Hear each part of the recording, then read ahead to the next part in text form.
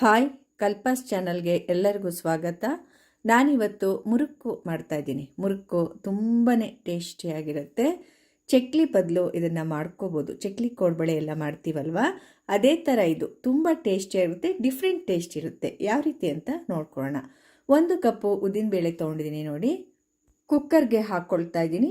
ಇದನ್ನು 4ರಿಂದ 5 ಸಲ ತೊಳ್ಕೊಬೇಕು. ಉದ್ದಿನಬೇಳೆ ಎಲ್ಲ ಸ್ವಲ್ಪ ಪೌಡ್ರ್ ಥರ ಇರುತ್ತೆ ಅಲ್ವಾ, ಆದ್ದರಿಂದ ಇದನ್ನು ನಾನು ಕ್ಲೀನಾಗಿ ತೊಳ್ಕೊಂಡಿದ್ದೀನಿ.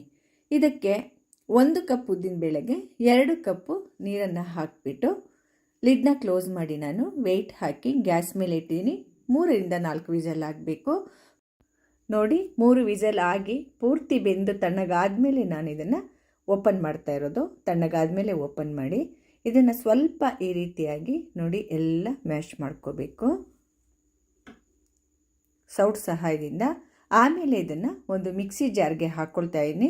ತಣ್ಣಗಾದ್ಮೇಲೆ ಮಿಕ್ಸಿ ಜಾರ್ಗೆ ಹಾಕ್ಕೊಳ್ಳಿ, ಬಿಸಿ ಇದ್ದಾಗಲೇ ಹಾಕ್ಕೋಬಾರ್ದು. ಪೂರ್ತಿಯಾಗಿ ಎಲ್ಲ ಹಾಕ್ಕೊಳ್ತಾ ಇದ್ದೀನಿ. ಇವಾಗ ಇದನ್ನು ನುಣ್ಣಗೆ ರುಬ್ಬಬೇಕು. ರುಬ್ಬುವಾಗ ಏನಾದರೂ ನೀರು ಬೇಕು ಅಂದರೆ ಸ್ವಲ್ಪ ಹಾಕ್ಕೋಬೋದು, ಜಾಸ್ತಿ ಹಾಕ್ಕೋಬಾರ್ದು. ಒಂದು 4ರಿಂದ 5 ಟೇಬಲ್ ಸ್ಪೂನ್ನಷ್ಟು ರುಬ್ಬುವಷ್ಟು ನೀರು ಹಾಕ್ಕೋಬೇಕು. ಇದು ಪೂರ್ತಿ ನುಣ್ಣಗಿದೆ. ಇವಾಗ 2.5 ಕಪ್ಪಿನಷ್ಟು ಅಕ್ಕಿ ಹಿಟ್ಟನ್ನು ಒಂದು ಬೌಲ್ಗೆ ಹಾಕ್ಕೊಳ್ತಾ ಇದ್ದೀನಿ, ಒಂದು ಪಾತ್ರೆಗೆ. ಅರ್ಧ ಸ್ಪೂನು ಅಜ್ವಾಯಿನ ಈ ರೀತಿ ಕೈಯಲ್ಲಿ ಈ ರೀತಿ ಮಾಡಿ ಹಾಕೋದ್ರಿಂದ ಸ್ಮೆಲ್ ಚೆನ್ನಾಗಿರುತ್ತೆ. 1 ಟೀ ಸ್ಪೂನ್ನಷ್ಟು ಪೆಪ್ಪರ್ ಪೌಡರ್, ಮೆಣಸಿನ ಪುಡಿ ಹಾಕ್ಕೊಂಡಿದ್ದೀನಿ. ರುಚಿಗೆ ತಕ್ಕಷ್ಟು ಉಪ್ಪು, 1/4 ಕಪ್ಪಿನಷ್ಟು ಕಾಯ್ದ ಎಣ್ಣೆ, ಇದು ಬಿಸಿ ಎಣ್ಣೆನ ಹಾಕ್ಕೊಂಡಿದ್ದೀನಿ. ಬಿಸಿ ಇರುತ್ತೆ ಎಣ್ಣೆ, ಸ್ವಲ್ಪ ನಿಧಾನವಾಗಿ ಈ ರೀತಿ ಕಲಿಸ್ಕೋಬೇಕಾಗತ್ತೆ. ಈಗ ನೋಡಿ, ಈ ರೀತಿ ನೀಟಾಗಿ ಎಲ್ಲ ಮಿಕ್ಸ್ ಮಾಡ್ಕೋಬೇಕು. ಈ ರೀತಿ ತಗೊಂಡಾಗ ಉಂಡೆ ಬರಬೇಕು ಈ ರೀತಿ, ಆವಾಗ ಕರೆಕ್ಟ್ ಹದ ಅಂತ ಅರ್ಥ. ರುಬ್ಬಿದಂತಹ ಉದ್ದಿನ ಬೇಳೆ ಎಲ್ಲ ಹಾಕ್ಕೊಳ್ತಾ ಇದ್ದೀನಿ ನೋಡಿ. ಅಕ್ಕಿ ಹಿಟ್ಟಿನ ಮಿಶ್ರಣಕ್ಕೆ ಹಾಕ್ಕೊಳ್ತಾ ಇದ್ದೀನಿ.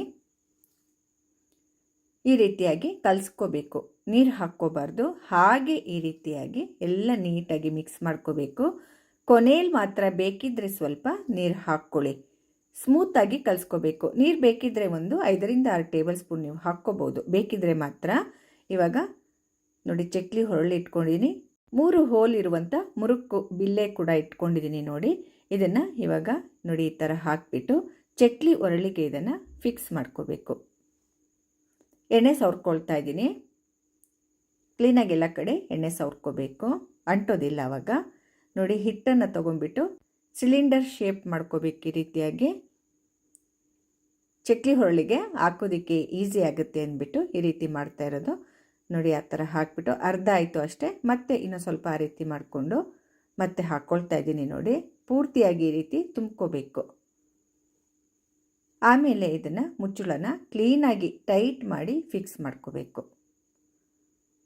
ಟೈಟಾಗಿ ಹಾಕ್ಕೋಬೇಕು ಈ ಥರ. ಟಿಶ್ಯೂ ಪೇಪರ್ಗೆ ಎಣ್ಣೆ ಸವರ್ಕೊಂಡಿದ್ದೀನಿ, ಅದ್ರ ಮೇಲೆ ನೋಡಿ ಈ ರೀತಿ ಬಿಡಬೇಕು ನೋಡಿ. ಈ ಥರ 3 ರೌಂಡು ನಾನು ಸುತ್ತಿಸ್ತಾ ಇದ್ದೀನಿ. ಬೇಕಿದ್ದರೆ ನೀವು ಇನ್ನೂ 2 ರೌಂಡ್ ಬೇಕಿದ್ದರೆ ಅದ್ರ ಮೇಲೆ ನೀವು ಈ ರೀತಿ ಸುತ್ಕೋಬೋದು. ತುಂಬ ಈಸಿಯಾಗಿ ಈ ರೀತಿ ಮಾಡ್ಕೋಬೋದು. ಸ್ಮೂತಾಗಿ ಹಿಟ್ಟು ಕಲಿಸ್ಕೊಂಡಿದ್ದೀವಲ್ವ, ಆದ್ದರಿಂದ ನೋಡಿ ಲಾಸ್ಟಲ್ಲಿ ಈ ರೀತಿ ಎಡ್ಜನ್ನ ಅಂಟಿಸ್ಬೇಕು. ಆವಾಗ ಬಿಟ್ಕೊಳ್ಳಲ್ಲ, ಎಣ್ಣೆಯಲ್ಲಿ ಹಾಕ್ತೀವಲ್ವ ಆವಾಗ ಬಿಟ್ಕೊಳ್ಳಲ್ಲ ಆ ರೀತಿ ಅಂಟಿಸೋದ್ರಿಂದ. ಈಗ ಎಣ್ಣೆ ಕಾಯೋದಕ್ಕೆ ಇಟ್ಟಿದ್ದೆ ನಾನು. ಲೋ ಫ್ಲೇಮ್ನಲ್ಲೇ ಎಣ್ಣೆನ ಕಾಯೋದಕ್ಕೆ ಇಟ್ಟಿದ್ದೆ. ಒಂದು ಸ್ವಲ್ಪ ಉಂಡೆ ತೊಗೊಂಡು ಹಾಕಿದ್ದೀನಿ ನೋಡಿ, ಎಣ್ಣೆ ಕಾಯಿದೆ ಅಂತ. ಮೇಲ್ಗಡೆ ಬಂದರೆ ಎಣ್ಣೆ ಕಾಯ್ದಿದೆ ಅಂತ ಅರ್ಥ. ಇವಾಗ ನೋಡಿ, ಈ ಥರ ಜಾಲರಿಗೆ ಈ ರೀತಿ ಟಿಶ್ಯೂ ಪೇಪರ್ ಸಹಾಯದಿಂದ ತೊಗೊಂಡು ಎಷ್ಟು ಈಸಿಯಾಗಿ ತೊಗೋಬೋದು ನೋಡಿ. ಈ ಥರ ಮಾಡಿಕೊಂಡು ಎಣ್ಣೆ ಒಳಗೆ ಬಿಡಬೇಕು. ಈಸಿ ಮೆಥಡ್ ಅದು. 4 ಮುರುಕನ್ನು ಬಿಟ್ಟಿದ್ದೀನಿ ನಾನು ಇವಾಗ. ಮುರುಕು ಬಿಡುವಾಗ ಲೋ ಫ್ಲೇಮ್ ಇರಲಿ, ಬಿಟ್ಟಾದಮೇಲೆ ನಾನು ಮೀಡಿಯಮ್ ಫ್ಲೇಮ್ ಮಾಡ್ಕೊಂಡಿದ್ದೀನಿ ನೋಡಿ. ಯಾವ ರೀತಿ ಎಣ್ಣೆ ಮೇಲ್ಗಡೆ ಬಂದಿದೆ ನೋಡಿ, ಅದು ನಿಧಾನವಾಗಿ ಕೆಳಗಡೆ ಹೋಗುತ್ತೆ, ಒಂಥರ ಕಡಿಮೆ ಆಗ್ತಾ ಹೋಗುತ್ತೆ. ಆ ಗುಳ್ಳೆ ಎಲ್ಲ ಕಡಿಮೆ ಆಗ್ತಾ ಹೋಗುತ್ತೆ ನೋಡಿ. ಇವಾಗ ಸ್ವಲ್ಪ ಕಡಿಮೆ ಆಗಿದೆ.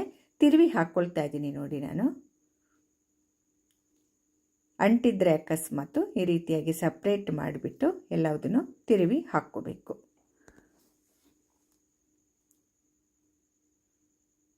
ಒಂದು ಕಡೆ ಚೆನ್ನಾಗಿ ಬೆಂದಿದೆ, 2 ಕಡೆ ಕೂಡ ಬೆಂದಿರುತ್ತೆ. ಇನ್ನು ಸ್ವಲ್ಪ ಈ ರೀತಿ ಟರ್ನ್ ಮಾಡಿಬಿಟ್ಟು ಇನ್ನು ಸ್ವಲ್ಪ ನಾವು ಬೇಯಿಸ್ಕೊಂಡ್ಬಿಟ್ರೆ ಸಾಕಾಗತ್ತೆ. ಗೊತ್ತಾಗುತ್ತೆ ಅದು ನಮಗೆ. ಆ ಗುಳ್ಳೆಗಳು ಆದಷ್ಟು ಕಡಿಮೆ ಆಗ್ತಾ ಹೋಗುತ್ತೆ ನೋಡಿ. ಈಗ ನೋಡಿ, ಪೂರ್ತಿಯಾಗಿ ಕಡಿಮೆ ಆಯಿತು ನೋಡಿ. ಪರ್ಫೆಕ್ಟಾಗಿ ಆಗಿದೆ. ತೆಗಿತಾ ಇದ್ದೀನಿ ನೋಡಿ. ಎಣ್ಣೆ ಎಲ್ಲ ಈ ರೀತಿ ಇಳಿಸ್ಕೋಬೇಕು. ಮತ್ತೆ ಹಾಕ್ಕೊಳ್ತಾ ಇದ್ದೀನಿ ನೋಡಿ. ಲೋ ಫ್ಲೇಮ್ ಮಾಡೇ ಹಾಕ್ಕೊಳ್ತಾ ಇದ್ದೀನಿ. ಈ ರೀತಿ ಜಾಲರಿ ಮೇಲೇ ಬಿಟ್ಟು ನೀವು ಬೇಕಾದ್ರೆ ಈ ರೀತಿನೂ ಹಾಕ್ಕೋಬೋದು. ಇಲ್ಲ ಅಂದರೆ ಒಂದು ಪ್ಲೇಟ್ ಮೇಲೆ ಈ ರೀತಿಯಾಗಿ ಬಿಟ್ಬಿಟ್ಟು ಈ ಥರ ಕೈಗೆ ತೊಗೊಂಡು ಈ ಥರನೂ ಹಾಕ್ಬೋದು. ಈಸಿಯಾಗಿ ಬರುತ್ತೆ, ಕಷ್ಟ ಏನಿಲ್ಲ. ಟಿಶ್ಯೂ ಪೇಪರ್ಗೆ ಈ ರೀತಿ ಮಾಡ್ಕೊಂಡು ಕೂಡ ನೀವು ಹಾಕ್ಕೋಬೋದು.